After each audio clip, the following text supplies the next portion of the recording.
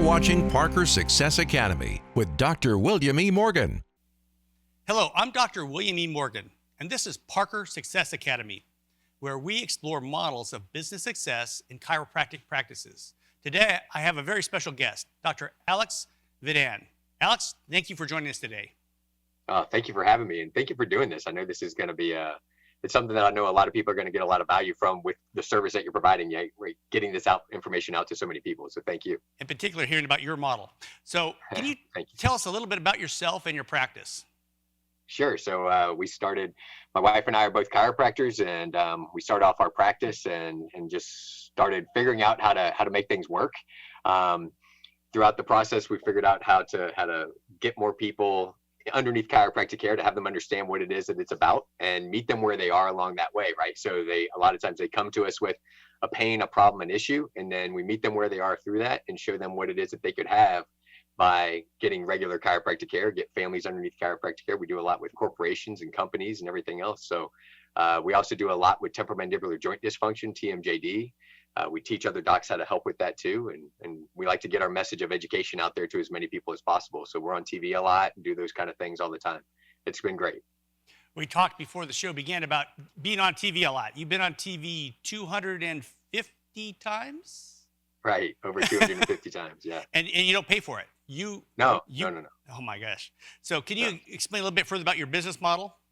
Sure. So our business model is based on education, right? It's all based on education. So because our patients see us on the news, on social media, and different places like that, we just want to educate them to help them throughout the process so that whenever they come into the practice, they understand what it is that we're going to be able to do to help them. And then we educate them through that too. We show them, like, this is what's going on. This is what's happening in your spine. This is what's happening in your nervous system. This is what's happening as to why it is that your body is functioning the way that it is currently, and how it is that we can get you to a place where it doesn't end up doing that anymore, and allowing it to function at its optimum. And so we educate them through video, through table talk, through all those kind of things, through all the different procedures and processes and everything else we've developed along the way to make that as easy as possible and make them understand, like, all right, this makes sense as to why we want to get started with care and why we want to continue with care. When I see a lot on social media, and you have these little videos going, and they're almost always fun videos. I remember the one you did on the airplane that was, you did it like a mime because you couldn't talk on the airplane. So right. Yeah, I did that one because, so many people were traveling, right? At that particular time, so many people were on planes and traveling and everything. And we enjoy doing those videos. I really like it because it's a way to interact and connect with people in a way that makes it entertaining and educational for them, so that they can figure out, like, all right, how can I help myself along the way? And you've been a popular speaker at Parker seminars, particularly about TMJ, but other things, but we really need to have you come back about marketing and practice management. Oh, I'd love to do that. I appreciate the offer and thinking of me for that, because it's one of those things where I feel like so many people, I ended up getting on board with coaching and things like that because of the fact of I had mentors in my life, or I had people that helped me along the way after seeing unsuccessful ways of having things done, where initially I thought, okay, this person's going to be great. And they had the facade that looked like this is a great way to do things. But once I got a peek behind the curtain, I realized that's not the route I want to go. And in today's society, the things of social media and everything else, that front look really looks very appealing. And it looks like that's the way I want to go. But once you see the back end of it, you realize sometimes that is not the path I want to go down. And we've got to be really careful about who we follow through that. Being authentic is very important to us. Going on to that, what is your definition of success? Oh, my definition of success. My definition of success is based on potential. I feel like potential is what it is. It's not, for me personally, it's not about money. Money is just the thing that's the byproduct of what we do. But potential is really what it comes down to. For me, I look at it and I go, well, someone might look at it and say, well, I want to have a massive volume practice. No problem. We have a high volume practice. We take care of a lot of people. Other people that I work with and coach, they're like, I don't want that. I want to have this, right? I want to have this volume, and this is what it means to me. For me personally, it's all about what our individual potential is. So as long as you're meeting or working towards that potential, to me, that's success, because the pursuit of that potential is what comes about. We all know when we're not walking along the path of our true potential. We know whenever we're sandbagging, right? We know whenever we're holding back. We know whenever we're not doing the right things. And that to me is is the worst thing that we could do, because that's the thing that's going to bring about doubt and regret and make it to where when we look back on our life and we go, I had so much more to give. To me, that's where that's where the rub is. So I look at it and go, potential. As long as you're hitting your potential, that's where we want to be. Wow, great answer, and I agree with that. I usually tend to focus on authenticity and character, and the goals we have is, what do my kids think about me? What do my patients think about me? I'm at the stage where you get wedding invitations to patients you treated as little kids, and that you're their doc their whole life, and they've loved you enough to invite them to your wedding. So here's another question for you. What's one book that you'd recommend to our audience?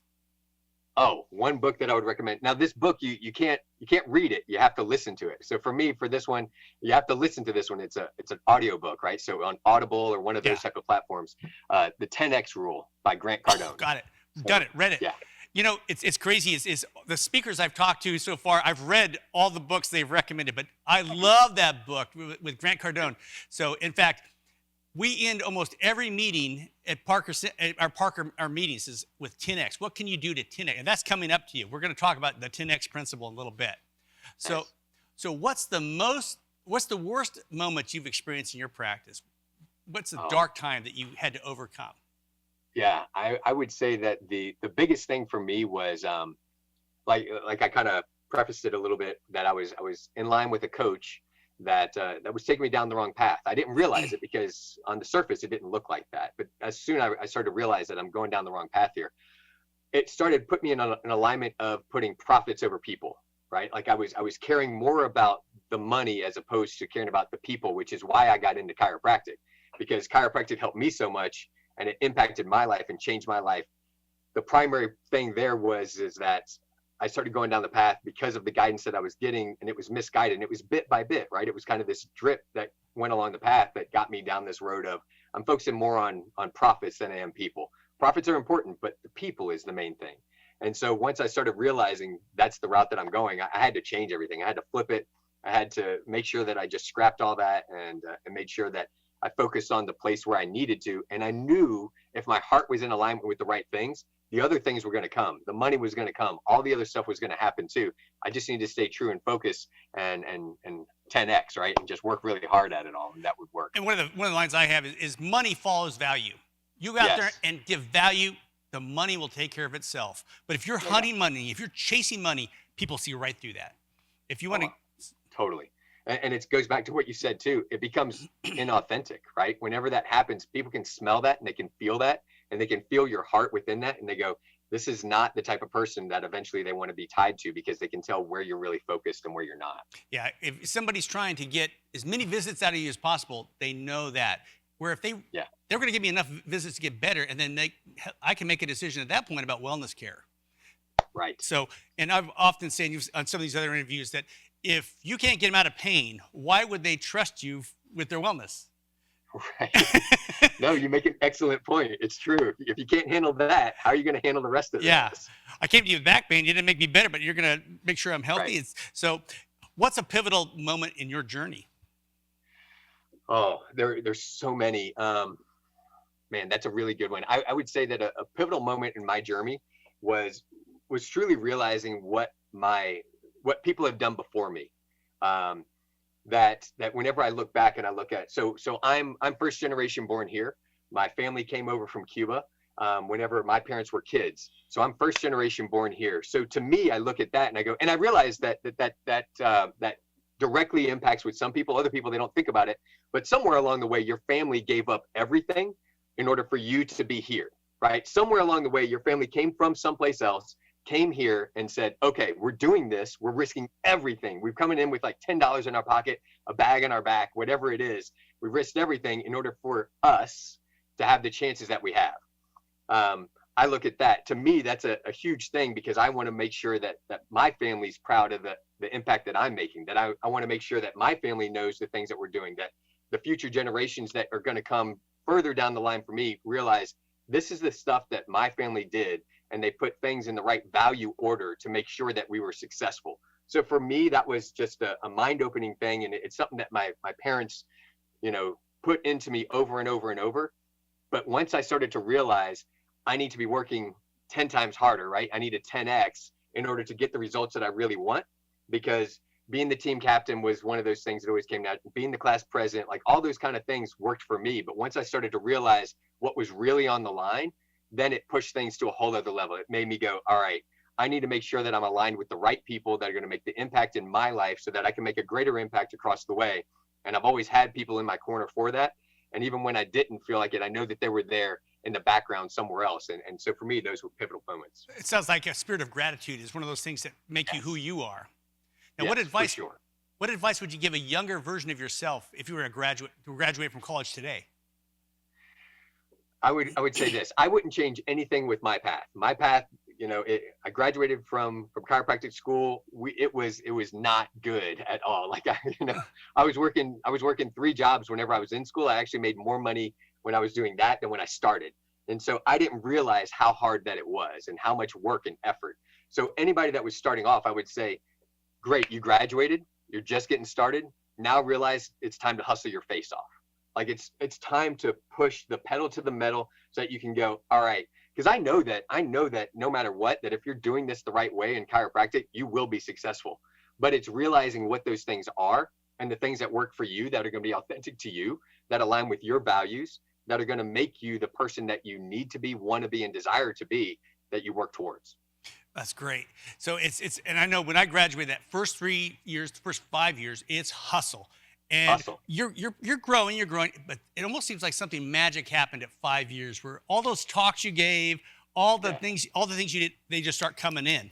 And it's at 3 years and 5 years are those big jumps in your practice, but you have to put the time in. Yes, I totally agree. So chiropractic marketing and advertising to patients has been a big topic. What tips would you give based upon your practice? And this, I think, is where your practice is very unique. Well, I shouldn't say very unique. You can only be unique. You can't be very unique. So what advice would you give us on marketing? On marketing, I would say that realize it's very similar to what you just said with practice, that it takes time for these things to happen, right? Like there's so many opportunities that are out there, whether or not it's social media or it's online or it's face-to-face in person. All those things are opportunities to happen, but you have to be authentic. Number one, you have to be authentic to who you are. Don't try to be what somebody else is doing, because it's not going to work. Like I can't be somebody else because it's already taken. And we hear that, but at the same time we go, oh, well, they're doing that, I'm going to do what they're doing. If it doesn't align with what works for you, then don't try to model that behavior. Someone else has led the path on those things, but put your spin on it, put your take on that to make it work for you. And so that's one thing. I've heard it termed this way: if you're unique, you're already the best in the world in your category. If you're you're the best at being you that there can ever be. There's nobody right? can be a better Bill Morgan than me, and there's nobody can be a better Alex Vidan than you. So once you've established your unique practice, as opposed to emulating somebody else, you're the best in the world. For sure. And so I think that on the marketing aspect of it, it's about building, and it's about constantly and being persistent with it. I didn't just automatically one day just get on the news. I kept working at it. Obviously now it's much different than getting on the news, 11, 12 years ago, whenever I started. But at the same time, it works, right? And so by getting that message out, it's not going to be just something magic that happens. It's going to be something that when you're consistent and persistent, it continues to move along in the process, but you have to do it without continually getting validation of what you're doing is working. Like you have to know in your being, I know this is the right thing for me to do. I need some guidance along the way, whatever that is. But at the same time, if I continue along this path, it's going to pay off. I just have to keep pushing and going forward and lean into it. So getting on the news is important. Chiropractors need to be on the news. How do people get on the news? Yeah, I'll tell you one thing that I would say about that is that it's my personal mission to have a solid chiropractor on every news station across the US, and then start to move from there out to the world, because I start to look at it as the question starts to change there, right? The question is right now, you see a chiropractor, and instead I want to change that from that to what chiropractor do you see? And when that starts to become the question, it's because of the fact that we've now penetrated the marketplace, and we've started to now penetrate the culture. And when you start to become that cultural authority on health, on wellness, on all those things, people start to turn to you for that. And right now, let's face it, everyone's watching the news. All right, it's a huge marketplace for that. So in getting on there, you've got to provide value. That's going to be number one. We often want to do it as What can the news station give to me? What is it that they're going to bring to me? How many new patients are they going to get to me? No, you got to flip it. You've got to flip it to, how am I going to bring the most value to them? How am I going to make it to where it's the biggest value to them, to where they have to say to themselves, why wouldn't I want her to be back on here? Why wouldn't I want him to be back on here? Because they delivered great content for our viewers. They made it to where it was educational. They made it to where it was entertaining. They pulled everything together for us and made it to where it actually was like, we got to have them back, right? They followed all the rules. And that's wonderful. And as I would add to that would be, don't overstate the evidence. There's so much good evidence out there that once you go off into thin ice, you lose your credibility. No, you can't. You have to stay in your lane, and you have to stay on topic. It's very easy to get deviated from either one of those things.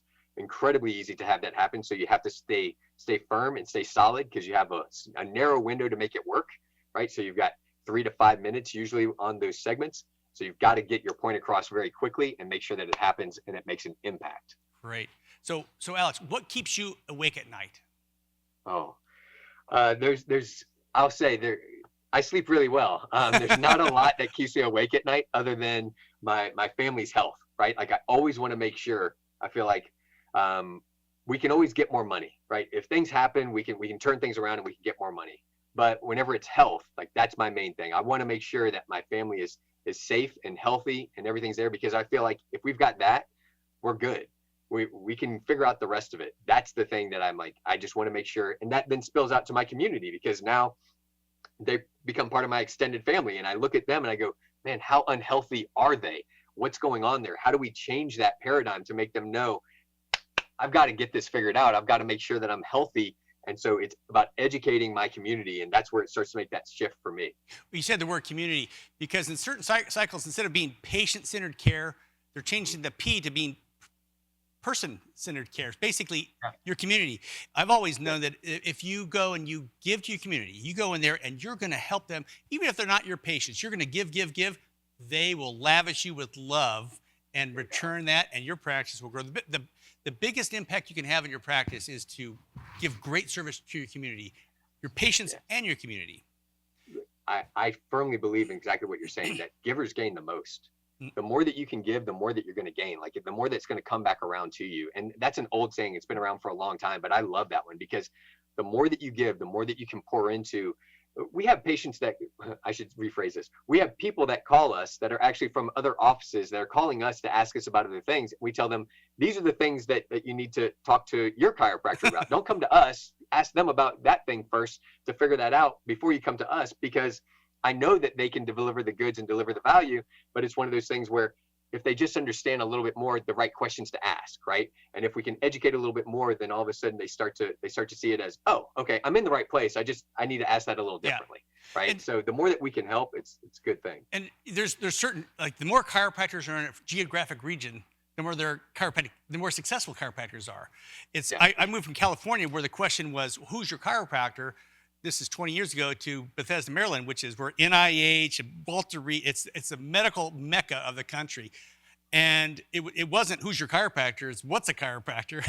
and there's hardly any of them there. So you think demographically, this would be the perfect place to go, because it's, there's 20,000. No, it wasn't. It's actually, the more chiropractors there are, the better we seem to do.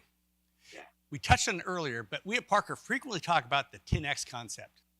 Yeah. What is something that you did in your practice that had a 10X return on this effort? Oh, without a doubt, it was being on the news.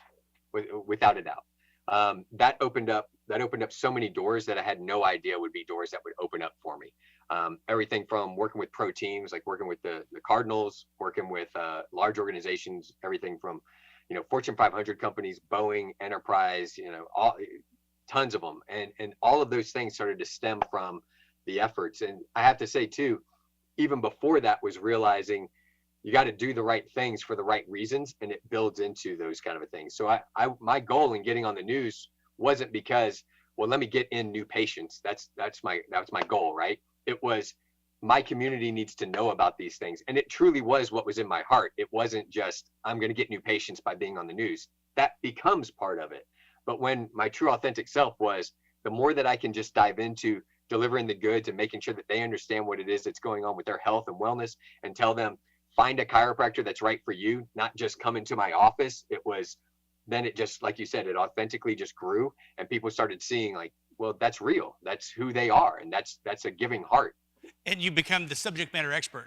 I've been in hospital-based practice, so I would frequently go to orthopedic groups, neurosurgical groups, give spine lectures, and I might purposely leave chiropractic out because I know what happens. Once you establish yourself as the spine expert, they're like, that's interesting, but tell us about chiropractic. They start asking the chiropractic questions along with it, and then, and because they're expecting the sales job when you walk in, it's like, no, they're not going to get a sales job from me. They're going to have to ask me about it, and then, then I will fulfill what the knowledge they need to have about it.